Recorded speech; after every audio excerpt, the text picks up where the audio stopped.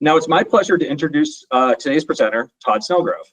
Todd is a global subject matter expert in value buying and selling. As founding partner at Experts in Value, he helps companies drive the value strategy from ideation to financial realization by making sure that value is created, calculated, communicated, and priced for. So with that, Todd, welcome. Well, thank you, Nick, and glad everybody could join us today. And look forward to sharing, some of the what works and what doesn't work, and some of the experiences that I've had in the 25 plus years of doing value management things around the world in business to business markets for industrial engineering, but I think they're applicable everywhere else. Nick, can we see my slides up? Slides up. I can hear you loud and clear, so ready to roll. You got it. Thanks. So, Nick made the introduction, and I think there's 4 stages. They're kind of written there in blue in the middle there, but it starts with creating something that is of value, and that's product or service. Again, we don't have time to get into numerous examples, but this works for product and services. And to figure out what that value is, it needs to be quantified or calculated, using customer specific numbers where possible, industry benchmarks where not, and even what ifs, if you've got nowhere else to start that discussion. And then it needs to be communicated by your sales, marketing, pre-sales, everybody, and we'll talk about how people buy and, at different stages of the buying cycle to really have that different value conversation. And I used to say capture value, because then it would have been 4 C's, but it was one of these professors, Jim Anderson, I've done a lot of work with. I mean, funny enough, and I'll show you some statistics, companies that buy on best value, procurement people that get value, understand it, say, hey, measure it, and I'd be willing to pay for it, are 35% more profitable than companies that say, let me buy something that's good enough, that meets the minimum requirements. So it's a win-win scenario, and capture just had that zero-sum mindset game. So I changed it always to say profit based on it for both sides. And you're going to hear a term, I'll explain it more in a minute, but total profit added is really just an evolution of total cost of ownership. Cost is great, but it's only one side of the balance sheet. My job is to make my customers more profitable. And you see a picture of the book there at the bottom right of the screen. But I mean, what I think is interesting about it, it talks a lot about the need to quantify value in business to business markets, and to talk about your value first before you have that price discussion. But I was able to get 4 or 5 different procurement experts from around the world. I'm talking practitioners and academics to say, how do I buy? How do I think? And I'll try to show you some of those stories and key learnings as we go through here. So this is the chapter that Nick mentioned. I think it's a great takeaway. Sitting with people that have done this as long as I have, said, so many companies say they want to take a value strategy, that they create customer value. The CEO says, why can't we get paid for our value? What are things happening, why it's not working, And I was sitting with Professor Jim Anderson, who used to be at Kellogg's, and he said, it really breaks down to the ability to sell value and then the want. And we both felt that people spend more time on the ability and not the want being more cultural. So real quickly, we talked about value conceptualization, but in your new product offering, new service offering process, NMO, whatever you call it, do you have stage gates that stop and check and say, what is this worth to the customer versus the next best alternative? And there's always competitors. There's doing nothing. It's doing it in-house. But I can't tell you how many people and companies I've seen launch products, throw a price out there, and then wonder why the customer doesn't resonate or isn't willing to pay for it. Because what they thought was value, the customer wasn't willing to pay for. And they said, well, we asked the customer, and I said, customer, would you be happy if this was quieter? Sure. That's not asking, would you value it and what would you pay for it? Different question. So you're putting the value questioning during the process, which I believe is where leverage point started. That's the core. Is it part of your selling process? We'll talk about the buying process, but it's not, hey, let's grab the value management office, whatever the term is, and throw that person at the negotiation at the last minute. It needs to be part of the whole selling process. Do you have a tool? Trust me, it's worth the investment. If not, we'll talk later, maybe during Q&A, about all the jokes I've seen over the years or mistakes, or, do you have a tool? That becomes where people can focus around. And have you done the initial training? I actually put a quick slide in here because some people say, show me how to use the tool. Oh, and you better be comfortable with it. You better really go forwards and backwards. It better be easy to use, all those important things, but it's more than just the tool. Because the customer is going to start challenging you. Where did that assumption come from? What about this? What does that number mean?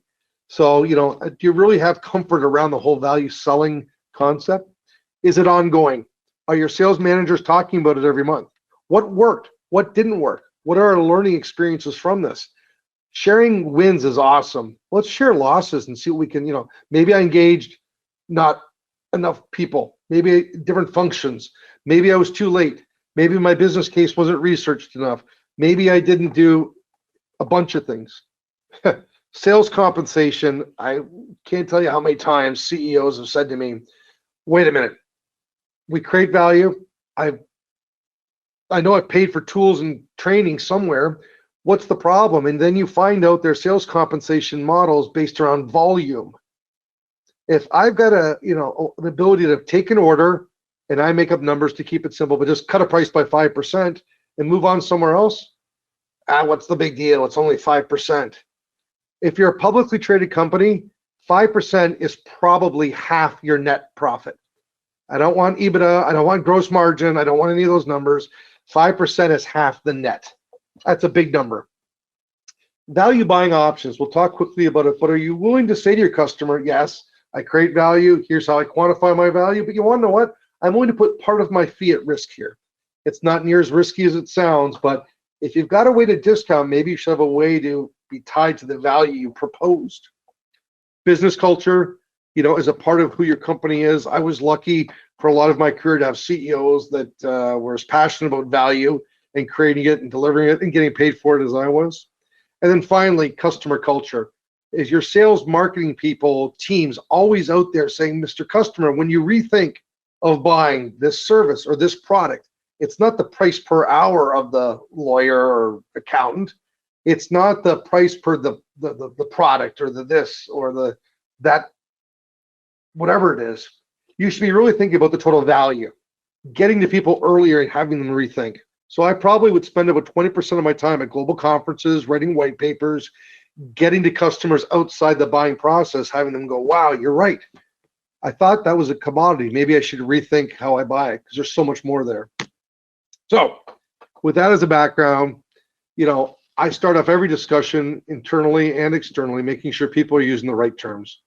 Price and cost are two completely different terms. People transpose them all the time. It's almost funny.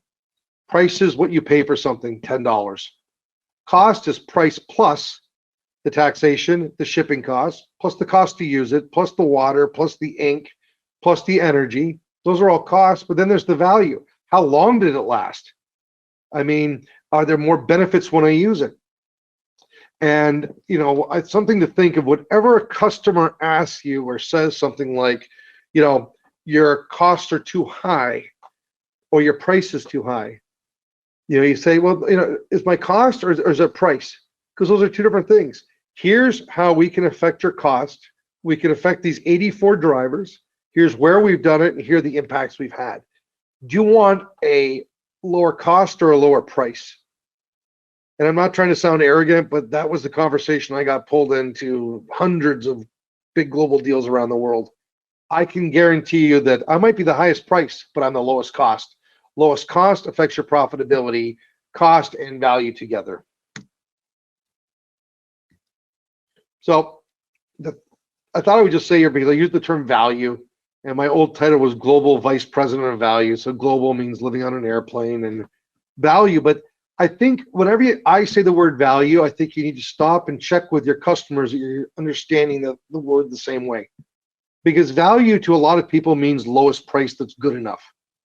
If you grabbed 100 people and you said, what's the value supplier of office supplies or cars or whatever, there's a good chance you're going to hear the person that's got the lowest price that's good enough.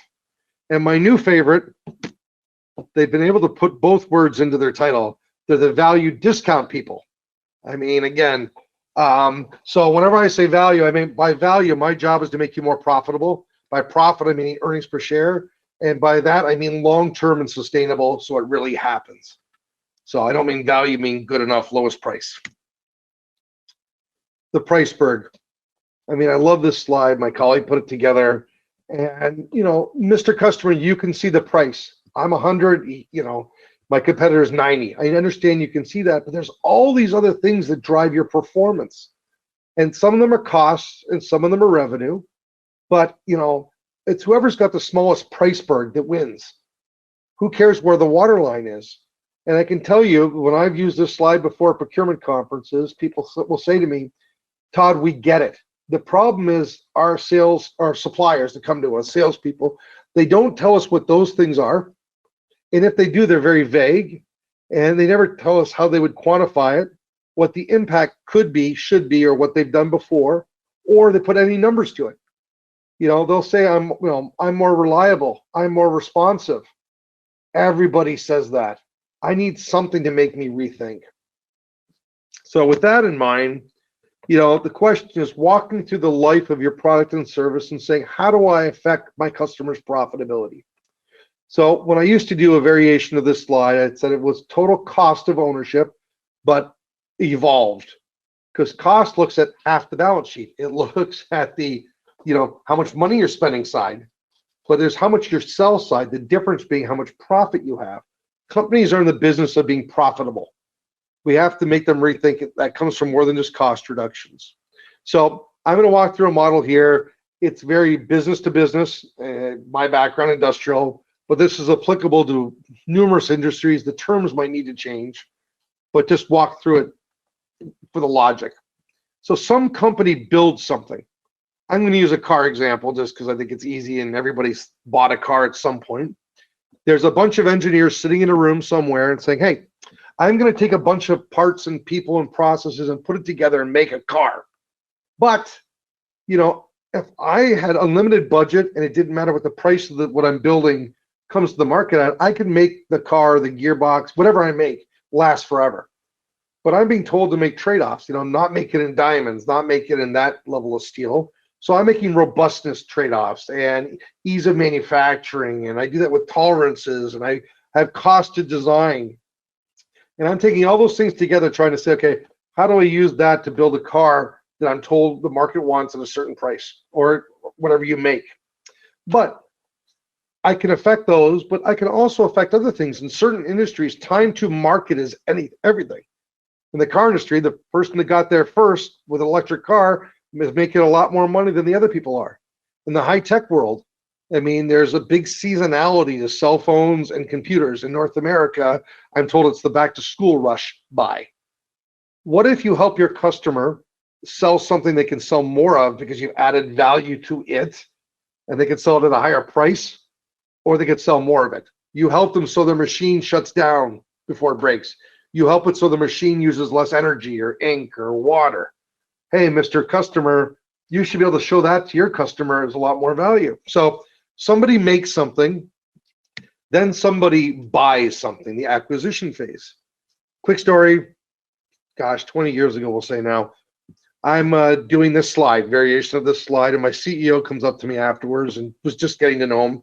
And he goes, Todd, I have a chief procurement officer. We buy, 5 billion euros worth of stuff. He talks about how we buy by best value, total cost of ownership, but it doesn't seem to be near as in depth as what you're talking about. I want you to sit down with them and compare what do we measure for our customers and what do we measure when we're buying, because I think there might be a disconnect here. And it was interesting because my company was almost a customer of mine, a manufacturing company. So I get a chance to be in Sweden and meet with our chief procurement officer. And you can imagine it didn't go well at first. Sales guy trying to get a procurement person to change how they think. And he goes, we buy based on, best value that meets our requirement. And we measure things like what's the minimum order quantity, payment terms, currency, shipping costs, return policy. Can we reduce suppliers? All making sure that the suppliers meet the certain criteria, they're ethical, etc. And that all these people meet the minimum criteria. And then, of course, price. And I said, Boinga, that's great, but that's landed cost. That is not total value or total cost by any stretch. And he goes, well, what do you mean? And I'll show you how we walked along with it. But, one thing of just quickly, location. A lot of companies will say, I'm closer to my customer. Let's just use the example that I'm North American and my factory is closer to my customer's factory. I just finished a piece of research for a company that was able to supply its North American customer out of the US, and they were competing against Asia supply. And we're not going to get into quality or any of that type of stuff. We were able to quantify a 38 point something price difference that the customer could pay and actually be better off buying locally. And it wasn't just shipping costs and tariffs and all these other things. There are so many more costs. I was just amazed that this customer hadn't done the research before to realize that they were saving on a lower price coming out of Asia. By the time all their costs, like I said, we didn't even get all the value stuff, was just huge. So somebody builds it, somebody buys it. Now, when this company's bought it, somebody's going to use it. They're going to install it, operate it, maintain it. You know, somebody built the car, I bought the car, I'm now going to use the car. This column is different for everybody on the call here, but you know, how much lubricant, how much energy, how much water, how much ink, how much fuel, I don't know. How much does it use? How long will that machine last? How much does it cost to fix it? Some companies will sell their machine at a low price and make up all their profits in the spare parts. You know, the razor blade model. Here's the cheap, you know, buy it cheap, but you can only get the razor blades from me. If you help your customers increase production, increase quality of production, increase the revenue of that production, whatever that is, those aren't cost savings. So by saying you'll help your customer reduce their total cost, then you're saying, well, yeah, but I'm helping you increase production. If they can sell that production, that's profit. Ease of installation, taxation, warranty costs. I mean, again, walk through this when you're back at the office with your team and start to think through that. And then the final phase is disposal. Most people don't think about it. I never did till I was told by a lubrication company, think of Shell or British Petroleum or somebody. And the rule of thumb, not engineer, love rule of thumbs. The cost to dispose of used lubricant is 2 times the price to buy it. It's like, no way. Todd, you don't just put it in the garbage. You got to pay somebody to come get it. You got to do this. You got to prove where it went. You got to fill out all this paperwork. I'm like, wow. If I would have known that, maybe I should have bought something or designed a machine that didn't need that. So take this and walk back to your business and walk the life of your product or service, and hopefully you can start putting these value drivers, cost and value, in each of the different phases. Real quickly, in the renewable energy, solar, wind power, it's called levelized cost of energy, nuclear. It's the total cost to build the facility for the life of the facility versus a number of kilowatts or gigawatts that produce. What people are realizing now, the disposal cost of a nuclear power facility is very high. Maybe they should have thought of that when they built them. Turns out they're very expensive to decommission, as an example. In the medical world, I'm not sure if we have anybody from there, but total cost of care, health economics. Either way, the terminology might be different by different industries, but the concept's the same. You know, walk the life of it and you'll get a flavor of where those numbers are. So we can see in the top right, you know, the question now is where's the big impact? Because I can tell you a lot of customers think it's the acquisition phase and that, you know, 95% of what I buy is the price of it. My favorite piece of research, I have a lot of this. We don't have time to go through it all now, but this is Accenture's bit of research that looks at the initial purchase price, acquisition of different types of equipment versus its operating and disposal cost. So commercial aircraft, Boeing, Airbus, Bombardier. Class 8 trucks are the big 18-wheelers, think international truck, MAN, Scania, etc. Industrial equipment, fan, gearboxes, motors, and then light-duty pickup trucks for work, not for personal usage. In the blue bar at the bottom is the initial purchase price. 8% is the price to buy it. 92% of it is the operating cost. 11%, 89%. Like, holy crap! I mean, the customer's assuming they're looking at that 12%. So they'll go to the industrial equipment bar, and they're going, God, 12%. And so you're focusing on the wrong number. And I remember sitting on the procurement team and saying to Boinga, who's now written a chapter of the book that I just showed you, we become good friends, we consult together. He goes, Todd, out of the 3 offers we had for this type of equipment, I won't say what, which one do you think we should buy? And I said, that one. He goes, that one's 10% more expensive.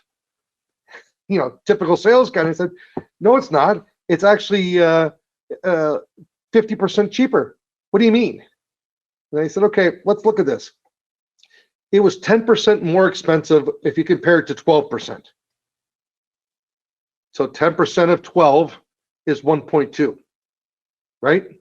And I said, yeah, but it runs at 2% less cost. And I remember him saying, Todd, why would I spend 10% more to get 2% less? Like, what math is that? And I said, yeah, but you need the denominator. 10% of 12 is a smaller number than 2% of 88. 2% of 88 is 1.76. 1.76 versus 1.2. It's almost 40% improvement. You should spend 10% more if it costs you 2% less. Now the supplier, had to show it was going to use less parts, it was going to last longer. I don't remember, but we need to have the data to have that conversation. You can get the data by doing some research. The buying process. And most salespeople and marketing people have been through, how to sell the customer funnel, etc. This procurement gentleman, Rob McGuire, who also wrote a chapter from our book, was just awesome. We were somewhere together, and he goes, the problem with you people, when he said you people, he meant salespeople. He goes, you don't understand how I buy. And he stood up on a board. We were doing an event together, and he goes, okay, this is how your customers buy, but let's just start with a simple example. Okay, let's go back to Todd's car example. Okay, and then when we're done, we'll see how this applies to a business example. So, Nick from Leverage Point decides he needs a new car. The other one broke. He got into an accident. The family needs one. A need's been identified. I need a car. Okay, then he probably sits there and says, yeah, what type of car do I want? Based on his previous experience, his own background noise, he goes, you want to know what? I need a 4-door family car. I don't need a sports car. I don't need a truck. And I don't want an electric one because I don't like them for whatever reason. So he's making some specifications. And then he says, who should I go talk to that could supply that to me? Well, based on my specification, my previous experiences, marketing information, in this case, Tesla would be out because he didn't want an electric vehicle, as an example. And he's got great experiences with GM and Ford, but doesn't like whoever. So he narrows it down. Then he goes and talks to them and says, make me a proposal that your car that meets these criteria will deliver. These salespeople do all their work. He gets the offers, come back in, he looks at them, and then he go back and negotiates price, terms, conditions. Then at some point he's got to agree to choose one of them. So he buys the car, and contract performance would be hopefully, how does that product or service actually produce or work over the life of it? So if you're to look at this and say, is this how my customer buys? I need office supplies. I know I need them. What do I need? I need bearings. I need company cars. I need laptops. This is the same buying process. Rob's point was, what you don't seem to understand, salespeople, it's not where I am in your funnel, but your ability to change what I'm going to buy and how I'm going to buy it and what I'm going to measure you on dramatically changes over the buying cycle. If you get to me early, before I'm in the middle of negotiating on it, once I've got my whole committee together and you go, hey, maybe you should think of a diesel car. I mean, it's too late. I've already made the decision. I want a gas car. Getting me to change what I want now is going to be a lot more work. So you need to use value differentiation differently. At the upfront part is kind of getting people to rethink. When you're buying a car, think of total value over the life of the car. Think of all these different variable drivers. Think of maintenance, insurance, fuel, blah, blah, blah. Did you know that this, and this? Oh, so now that I'm into that buying process, I might be thinking differently. Now, if you get pulled in at the RFQ stage, RFI stage, you're going to need to come in with a business case that goes, stop looking at the price, look at the total value that I'm going to create for you. I just thought it was very interesting because too often the value teams or the value tools get pulled in way too late. And they wonder why the customer doesn't resonate or buy into it. They've got to be used earlier. We won't go through this, but this is some Gartner research that really says, I think 88% of the time the buyer is spending time doing research outside of talking to you. 86, 85%, whatever the total numbers are. No, sorry, 17% is spent with suppliers. 83% of his time or her time as the procurement manager. I mean, so you've only got part of 17% of their time. It's going to be tough during that time to get them to rethink. Go in and see your clients that aren't in the middle of an RFP stage. Yes, I know you just chosen somebody else. It's been 6 months. Have you thought about this? Or did you know that? Or imagine if we did this, what this would be worth. Get to them earlier. I love this lady. So Chartered Institute of Procurement did an event in the UK ages ago, but you know, for everybody within your organization that says, I can't prove my value, we're different, it's impossible. She says, as a procurement senior leader, you know, here's the business case, it's what we want, sell your value. You can read it, but I absolutely love the final sentence. If you can't quantify your value, don't be surprised at the failure of procurement to do so. That's what I see all the time, where people sit there and say, oh, you know, we can't do it. I can't put numbers to it. I don't know the ranges. There's too many assumptions. All you do is sell cars or office supplies or laptops. You better know this, because that person you're talking to, they've got a responsibility to buy everything. They can't be an expert in your business to help you justify why they should pay you more money. So if you wonder why they're challenging on prices, because we haven't done the work around this. The purpose of this slide, I will not go through it all. I know there's a lot there. You'll get the slides.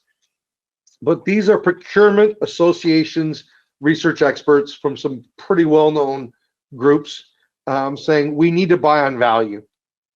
So on the top left is the North American Association that proved that people that buy on best value are 35% more profitable than people that buy on lowest price that meets the minimum requirement. There's some research based on the Nobel Economic Prize from 2009 from University of Tennessee. In the middle columns, you can see Professor Choi from Center for Advanced Procurement Studies saying, we've got to get around this TCO or price-only methodology. I think as salespeople, we can have the tools and techniques, but we've got to get the customers to rethink. It's not 3 bids and a buy. There's a lot of research that says you'll be more profitable by measuring and choosing your suppliers on best value. The question is, what's best value and how do you measure it? So having a tool, let me be clear, you have to have a tool. We'll talk about it in the Q&A, what works, what doesn't work, etc. But you know, sometimes companies go, oh, we have a tool, it's done. No, a fool with a tool is still a fool, you know? And in some industries, and I'm just going to say IT as an example, most people have a tool. But the question is, you know, just having a tool, you know, do you have the reasoning to show, okay, here's why we think this will be 10% better? You know, one thing is to say, it's 10% better, 20%, 30%. Okay, you know, here's some reasoning behind it. Are the third-party, you know, research points?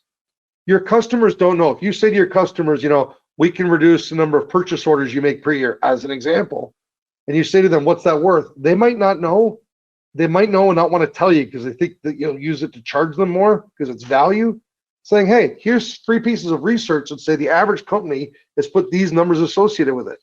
So having some meat that you can link from or reference from the system. Remember, it's a probability of risk reward. I gotta spell that. Sorry. You know, we always talk about, we think we can do this for you, Mr. Customer, but you want to know what? It only needs to have this minor improvement for you to justify doing it. We talk, you know, cost savings, cost avoidances, hard cost. I mean, you know, give me something hard. And funny enough, you can take what a lot of people will say are soft cost and make them hard. Okay, to at least a better degree. Like I talked about, I'm local supply within the US. They're supplying out of Asia. Okay, yeah, that's a value because you're close. I put a number on it, 38.5%. There's a lot of research around it right now. You can do the work to put some numbers around this. Funny story. I mean, and Nick maybe remembered, we'll have this conversation of what one company did, and I won't use names, where they created their own tool that, yeah, it had so many funny mistakes in it, but let's just remember to have a discussion of what the difference between ROI is and ROI. because they're not all the same. Are your teams confident? This actually was a client that said this to me, customer at the time. He goes, putting up a slide that says, look, here's value and here's some words from marketing. That's great. But do you have the stories to tell? Do you have the confidence? Do you have the research around that? What I suggest is, part of training, this needs to be dealt with. But sometimes, people say, well, head offices come up with these challenges or these ideas and they just throw them out to salespeople and say, go. If those come across as somebody just reading a story to somebody else, the customer won't buy it. They've said it, you believe this, you get it. Every time I ask a question, you have a story to tell. Make sure the team is confident. And then, once you get the customer interested, how do you go about actually making it happen? And then finally, we'll talk about this a bit in a second, but, are you willing to put a bit of your fee at risk? It's not near as risky as it sounds. If you have a process in place to cut a price by 10%, new customer, competitive market, big volume, why wouldn't you put 10% of your fee at risk? But if you exceeded it, you got a bonus. You can set it up where the customer goes, I don't want that, I'm paying you more. But I tell procurement people this. Every supplier should be asked, are you willing to put some skin in the game? Because the companies that say no, you can argue it's a marketing slide. The companies who say, we can talk about that, you say, okay, at least they believe in it. And it's got to be clear. So training, just to think of it, I go real quickly here, but these are some things that I think a lot of people miss. Yes, the tool, role play that tool, play with it. You better know when I change a number, what's going to happen somewhere else. You better know the calculations behind. You got to trust them. You got to feel confident in them, not just, well, I changed that number and the other numbers changed. Why? I don't know. They changed. So really good at explaining what value is. Again, whatever stories you have, understand the words that procurement use and think. When they talk about a cost avoidance, when they talk about, capital employed, when they talk about vendor consolidation, what universities do they go to? What books do they read? What consultants do they talk to? I want to be seen as somebody that can help procurement get to what they want. Have you done, and it's a horrible thing, but financial training for dummies, fixed cost and variable cost, sensitivity analysis. Some people will say, Todd, helping me increase production is worthless. How do you answer that? What do you mean it's worthless? We could cut a shift, we could cut overtime. Really getting clear there. You understand all the numbers and what do they mean? Assumptions. For people that come from technical companies, this seems to be the biggest issue is, Todd, I can't get my sales force comfortable saying we think, or it could be 20%, whatever that is. How do I really get them comfortable with assumptions? I do a whole section of a workshop on this. Just so you know, everybody in life deals with assumptions. Every business decision is based on assumptions. So we've got to get comfortable with it. Reframing. How do you talk about risk? How do you play with these numbers? My favorite way is to play around with minimum improvement. I think I can do this. I think I can do this. But if we were able to get a 1% improvement, it pays for all this. I think hopefully you see, and maybe I'm not the greatest at it, but telling stories. That's what resonates with people. They buy into it. Threatening them with risk. If you buy from somebody you have never heard of, you could go bankrupt. That gets people resistant. Telling stories of people that, or what could happen is different. Giving your team some tools for the negotiations and trade-offs. I know one company that customers, early part of COVID, pushing on price reductions / payment term trade-offs, and the team didn't have anything to go back with. They had no structure. We'll ask for a longer term commitment, ask for a guaranteed price increase January 1st next year, ask for more share. I don't know, ask for something. So they were all just kind of hoping and praying that something would come up with. Closing techniques. How do we get the customer into the implementation? And then pricing the offerings. Again, we talked about value. Here's how I would put fee at risk. Here's how we could do a performance-based agreement. Here's how we could do an outcome-based agreement. And then again, are you really marketing and presenting it properly? And I really push role plays. I know that sales teams hate role plays, but we used to call it shark tanking. you've only got one chance at that big key account opportunity for that, whatever, $5 million customer. It got to the point where the key account teams around the world were calling saying, hey, do you have a chance, Todd, to just role play this one more time? Because I know they're going to ask me those questions you just asked me, because my confidence and comfortableness come across is so important when you're selling this way. Be prepared. We talked about communication. I mean, you see in the right here a white paper, you'll see a lot of the visuals, but that leave behind that gets passed around the executive suite of your customer or emailed around in today's world that says, hey, you're right. We've talked about value. We've talked about, extracting it from suppliers. What does it look like? Some visuals and quotes and statistics, some whiteboard videos, a value calculator you put online. You might have your tool that your sales team uses going out. You might have a simple version online. Don't put the complicated one online. Don't give away too much information, but, have that tool. Is your marketing material trying to get across that? I'll come back to that in a second. If there's a leverage point webinar, are your marketing material, this comes from my chief procurement officer friend. If I go to one more meeting and the first 10 slides are about where this company's from, how many years they've been in business, where their factories are, what their sales dollars are, and a picture of their CEO and their vision and mission, I'm gone. If you can't put up a number within the first 4 or 5 slides that says, what is this worth to me listening to you? I'm out the door. And I think that's a key takeaway from presentations. I see a lot of people that will say, here's who I am, here's what I've done for you, and here's what I can do for you. His point was, no, we're here for the annual review. I want to talk to you today about how I think there's $1 million of profitability improvement we have for your company over the next 3 years as we move forward. What I want to quickly do is go through the 5 things we've done over the last year, what that's been worth, and then get into it. He goes, now I'm sitting here going, this is $1 million opportunity. If the whole presentation is talking about what you've done for me in the past, thank you, I've already gotten that, I appreciate that.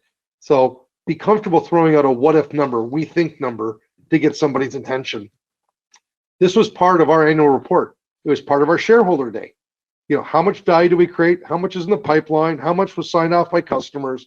How much is it a percent of our sales? How does it help us differentiate?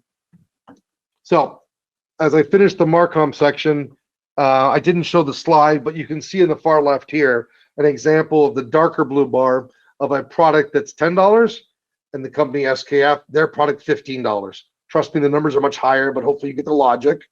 And it's a long time ago. You see that big light blue bar of total cost of ownership. And the argument being, the one on the right, I have a slide that explains this, less this and more that. But it's like, hey, pay a little bit more, but reduce your total cost. This was sent out and put in the marketplace, and I didn't see it for 3 or 4 months. When I finally saw it, I said, oh, people. We go, we thought you'd love it. Look how great it is. I said, it's beautiful. I love the visual that it sends. Do you see a problem in the title? You don't buy low cost products and not save any money. You buy low price products and not save any money. I know of 9 examples where the term was used wrong incorrectly. Takeaway from today, price, cost, different words, make sure you use the right one. And then always explain it afterwards. So some pricing models and some quick examples here. Most companies use cost-based models. You need to know your cost, but this has nothing to do with how much value you create for your customers. There's competition-based, I think I can get 5% more than my competitors because my channel partner tells me this or that. But let's focus on value. I think what's interesting here, this is from Andreas, the other co-author of the book. There's value-based pricing, which says, Mr. Customer, I think if you buy this, it should be worth this to you. The customer pays the money up front, gets the product or service. They get all the extra value that's created above the price. They take all the risk reward. Then there's performance and outcome-based agreements. We'll talk about the difference another day. But it's pay me something up front, but I will pay you when you actually deliver. There'll be a reward when you exceed it or a penalty when you don't. So there's 2 types of value-based pricing. It just depends where the risk reward is. And then there's variable-based pricing. Think of the Uberization, think of movie theaters, think of dynamic pricing. You're starting to see more and more of this in the service industry. And, we've talked about it for years as businesses, that more and more customers will go to this outcome-based, pricing. I mean, it used to be power by the hour, the jet engine people. You know, you're not buying the engine, you're paying for every hour it works, and that's all that matters with the minimum fee. But it's happening in the renewable energy world. The elevator people are doing it now. Robotics are doing it for surgeries. Caterpillar, so I assume Volvo and some other people are also doing it. Don't buy the truck. Pay me for a ton of dirt or whatever, iron ore moved. I mean, there's a bunch of examples, and I think if Gartner's correct, that 60% of asset manufacturers will offer some sort of value-based guarantee contract by next year versus 2018. And even if they're only half right, it's happening. And I think just real quickly, it's a way to look at the customer used to buy something and hope to God it worked and took all the risk reward. Then there's financing, then there's leasing where the supplier takes some more risk. What's the buyout value, all this. Then there's KPI and performance service level agreements. And then there's 100% outcome based. All we're doing is moving on a risk reward continuum. It's happening. So as we kind of end here, I think, what works and what doesn't work was what I wanted to get to. I mean, it's got to be like any culture change program, have the buy-in from the CEO. They've got to see it not as a side project, but we create value, we're going to get paid for it. It's got to be more than having one person. I mean, there might be somebody that runs the value management office that's responsible for the tool, whatever, but it's got to get out into the marketplace.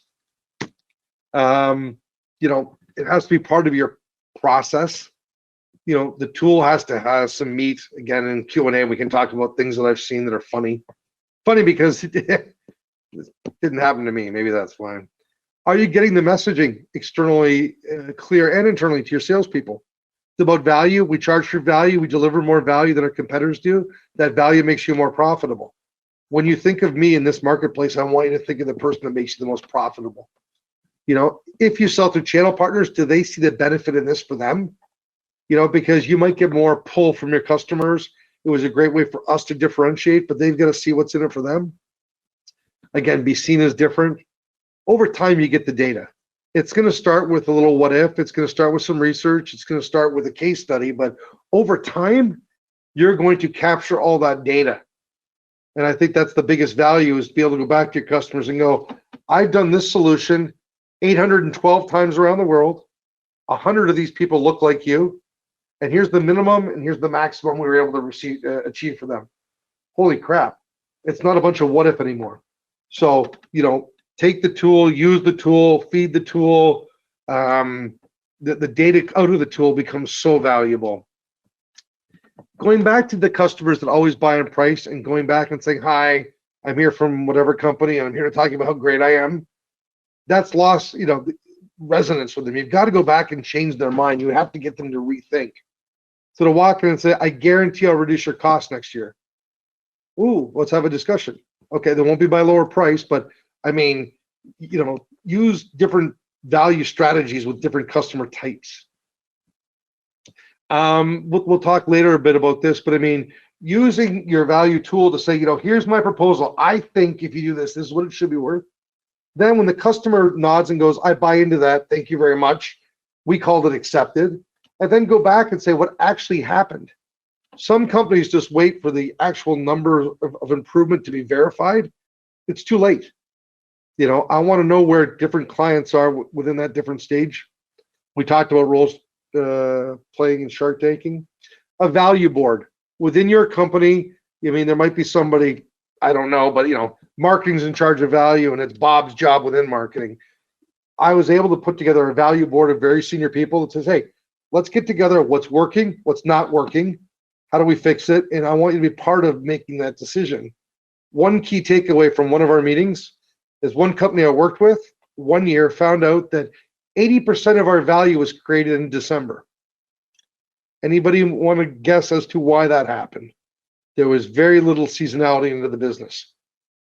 The problem was KPIs were annual and it was kind of a stick and carrot type of a scenario. So it's like, okay, team, VPs of sales around the world, I need you to be driving this all the time, not just KPI at the end of the year. telling people to do something without them buying in it, what's in it for me? I'm here from head office and I will tell you to use this tool and I will tell you to do it 5 times a year. Won't work, at least with salespeople. Focusing on a number of cases. I want people to use it, but if the more we just focus on cases, the more crap came in. I didn't charge them for something. Okay, that's not going to cut it, people. So I want good cases. I want hard cases, not free stuff. And I'm going to measure you on it. And then finally, one thing that I always push across is, giving your customers a bunch of value and then asking them to pay you for it afterwards probably doesn't work. They will cherry pick you all day long. Say, no, here's the value concept I have at a very high level. Here's what I think it's worth. Let's come to a commercial agreement that, if I can deliver this, you're going to buy this from me, because my job is not to come in and be a free consultant to your business to tell you what to do and how to do it. And then you take those ideas and give them to my competitors. So, what I focus on is helping customers really figure out what that value is, helping them load the tool that they've got. There's a great one right here, and making sure that they can use it. Then really getting into how do you market it? What does that look like in the marketplace? Trainings around procurement and cash flow and numbers and services, and then pricing. So it gives you a flavor of what my background is. And I'll finish with this, Nick, as we get ready for the demo. Price is only ever an issue in the absence of value. That value needs to be quantified, because what it's worth and what your customers perceive it to be will be much less until you put a number to it. The number's a starting point to have a discussion. So with that, I think we're going to roll into doing a demonstration. My digits and contact info's at the bottom there. Hopefully I try to post something on LinkedIn once in a while. It's of value, but Q&A, I'm looking forward to it. But as I said before, even at half the price, I can be twice the cost, even at the highest price and the lowest cost. Nick? Great. Well, yeah, thanks, Todd. That was awesome. So thanks for sharing your insights. And I know if my car breaks down on the way home, I'll be shooting a call your way. So we've had a few questions come in during the webinar. So while you're entering, there's still time to enter them, but while you do that, just a quick reminder, take the 10-second survey at the end of the webinar. You'll be entered to win a copy of Todd's book. And just to give you a minute or two to enter your questions, I'm going to introduce Brian Hannon, who is our VP of Sales here at Leverage Point. And he's going to briefly share how our cloud platform can help support the commercial execution of these strong value management programs. So Brian, take it away. Great, thanks, Nick. Hopefully you can see my screen. I can. Let me know if you can't. And thanks, Todd. One of the great things about having Todd on, and Todd's mentioned it a couple times as well, the stories in terms of communicating value are very important. And Todd brings a lot of experience to the table. So he has a lot of these stories sort of in his bank that he can draw from. One of the things that we try to do at Leverage Point is help sales organizations benefit from value selling storytelling to make their sales force more effective. You have a very large sales force in many cases, and you have a bunch of young people who can't really draw from their experience in terms of communicating value. So what we try to do is help you sort of have a place where they can go and access a tool, which you're looking at right now, which is a way for them to communicate value to their customers. And I'll go one step further. What we're starting to see with the leading organizations is that a value story is becoming a standard part of the sales process. So, we probably have a bunch of different roles here listening into the webinar today, pricing and product management, as well as marketing and sales. You're probably all familiar with a typical sales process, and there's certain things that salespeople are expected to do in terms of doing discovery and doing certain engagements at certain periods of the sales process. What we're starting to see is that the most effective organizations make a value conversation a standard part of that process. And what we try to do is bring together a tool with our customers that help them do that. So if your organization is not moving towards that standard value conversation, then it may mean you're behind the 8 ball, as they say, and you need to think more about that, or have your colleagues be thinking more about that. So what we see here is a standard leverage point value story. What we try to do is incorporate a value model, which is embedded underneath here, into the story itself, which is focused on the value that a particular solution provides the customer. And so across the bottom, you see a number of tabs. I'm not going to go into too much detail here just because of time, but we're happy to schedule a session offline, with anyone who wants to see a typical value story in more detail. But the value stories tend to run at a high level in a similar way. We start with a qualitative introduction of the value that the particular offering provides. What we're talking about here is a high-end air conditioning system that keeps data centers cool.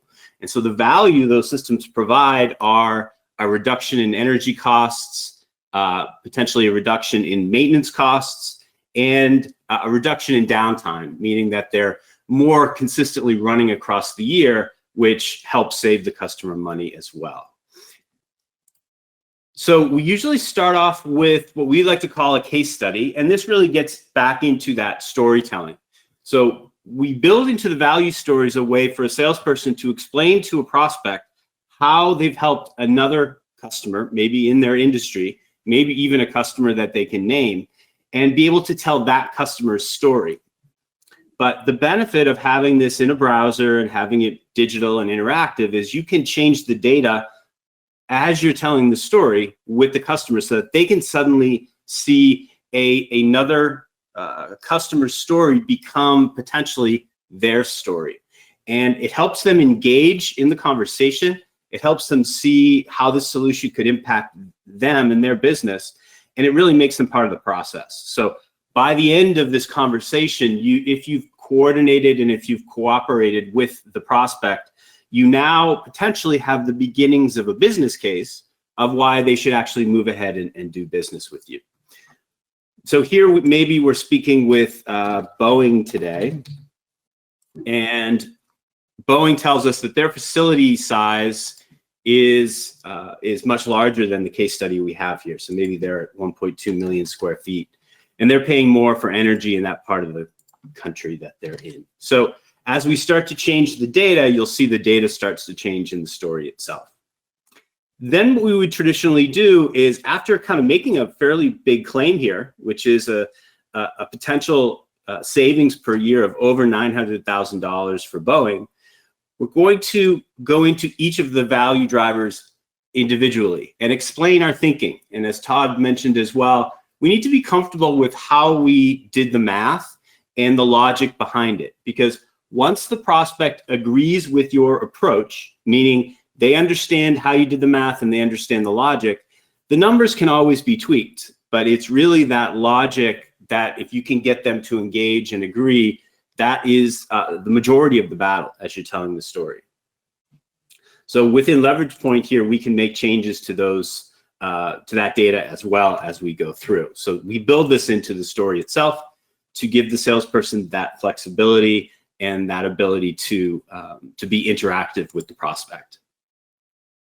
So finally, a typical value story will then sort of do a wrap up of, okay, we've talked through each of the pieces independently.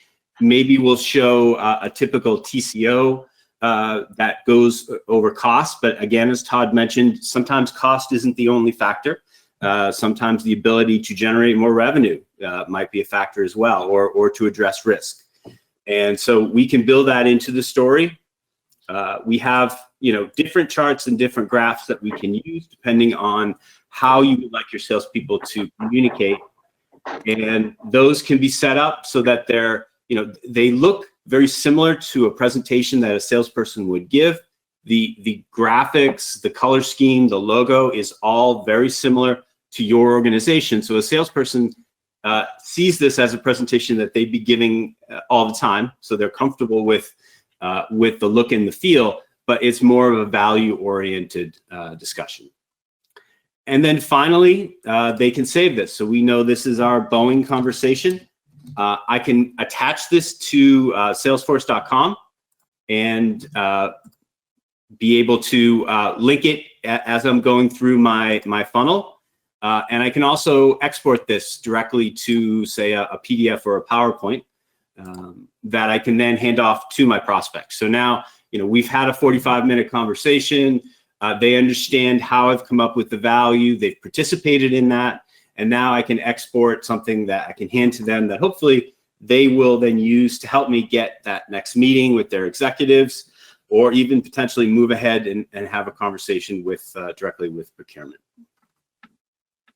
So that's a very quick overview of the value stories. And again, we're happy to do these directly with you folks. So feel free to click a button requesting a demo, and we'll be in touch with you shortly. And with that, I'll pass this back to Nick. Thank you, Brian. Yeah, and you can actually sign up for a demo directly into Exit Survey if you're interested in seeing it in your specific instance. So, Todd, I think we have time for a couple questions. Let me just put my camera on so everyone can see my face. So let's try this one. What skills commonly require extra training in order to help salespeople become value experts? Wow. Questioning, the types of questions you ask, how you ask the questions, the types of questions you ask, listening and probing, so the reflecting and, taking that, because the customer might not say TCO, they might not say value, they might not use the words you're using, but trying to come back there.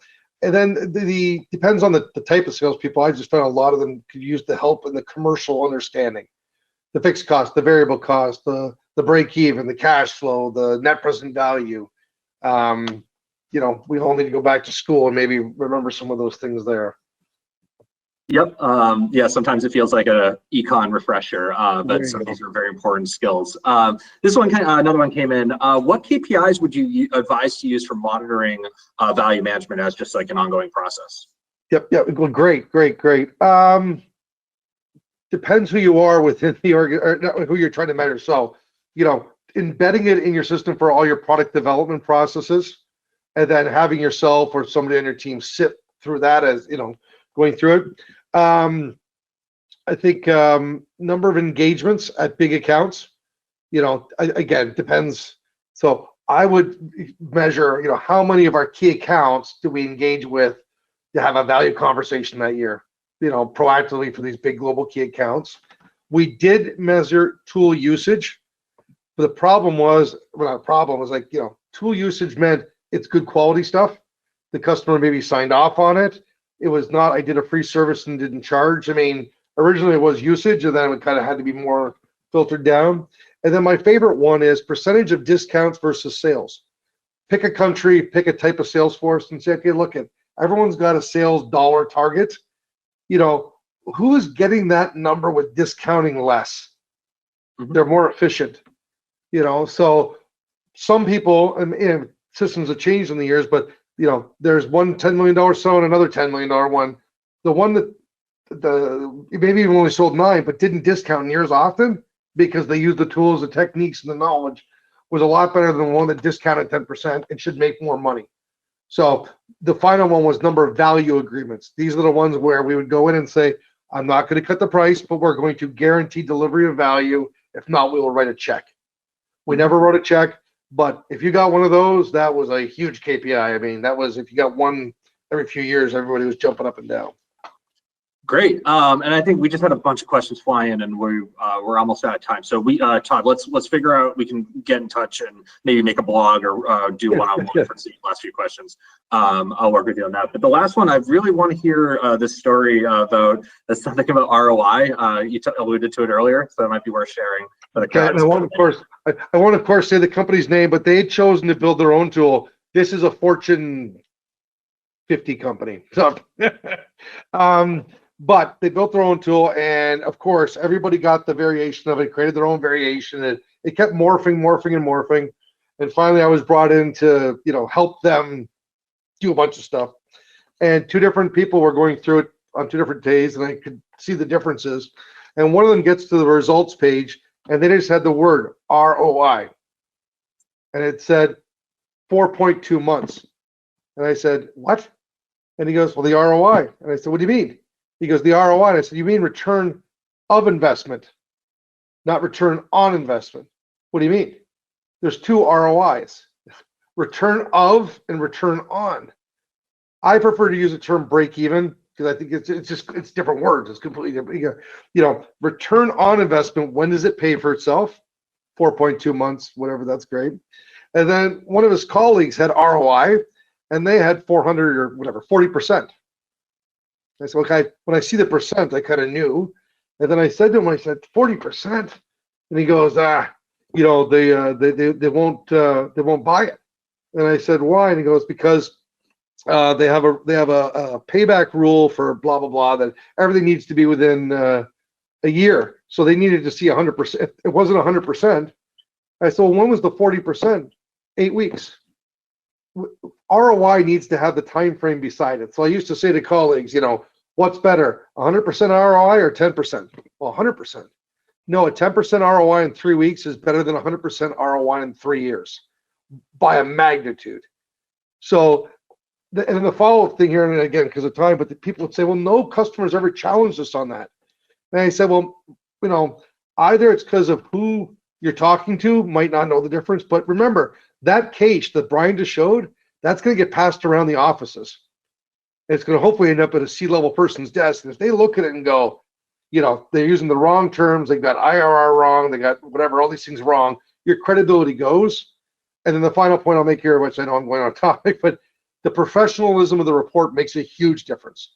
I'm a numbers person, but I can tell you when it looks pretty, I'm amazed at the professionalism it gets with people, because a number's a number, and that's what matters. And it's like, no, those bar charts make all the difference where people can, you know, just looks more professional. I can leave it at that, but that's a big takeaway that we learned over the years. Yeah, and that's actually, thank you. And that's actually a really great segue to next month's session. So Brian, who you just saw, he's going to be leading a session on B2B value conversations. And it's going to be called the roadmap to accelerating your sales velocity. He's going to be talking about all the myriad ways that the strong value conversations create a broad array of quantitative and qualitative impacts. But the importance is always having a clear, concise, quantified story that's told in a way that really conveys your value. So we're really excited about that one. So make sure you pre-register in the exit survey. And I want to thank everyone for attending today. We look forward to you joining us next month. And for a special thank you for Todd and Brian, and for all of us here at Leverage Point. Have a great rest of your week.